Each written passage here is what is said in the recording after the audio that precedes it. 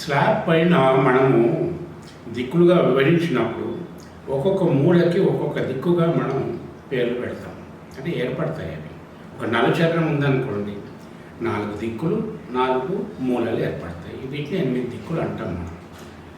ఆగ్నేయం కార్నర్కి అంటే తూర్పు దక్షిణం ఈ రెండు ఏర్పడే మూలని మనం ఆగ్నేయం అంటాం.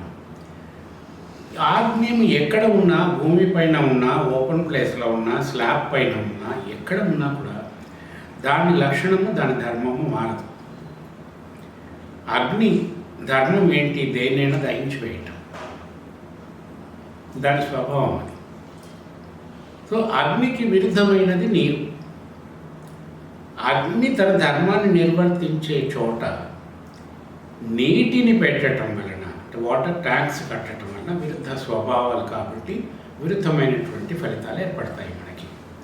తర్వాత ఒక గిన్నెలో మనం వాటర్ పోసి ఆ గిన్నెని ఆగ్నేయంలో స్టవ్ మీద పెట్టి స్టవ్ వెలిగించామనుకోండి, నీళ్ళు మరుగుతుంది. సో స్టవ్ అది మంట వెలగగానే దానికి ఆహారం కావాలి అగ్నికి. అట్లా ఎప్పుడు ఊరికే వెలిగించి పెట్టకూడదు. ఇప్పుడు ఆగ్నేయంలో నీటిని పెట్టి మరిగిస్తున్నాం కదా, సో అగ్ని ధర్మాన్ని నెరవేర్చడానికి మనం సహాయపడుతున్నాం, అక్కడ నీటిని మరిగిస్తుంది.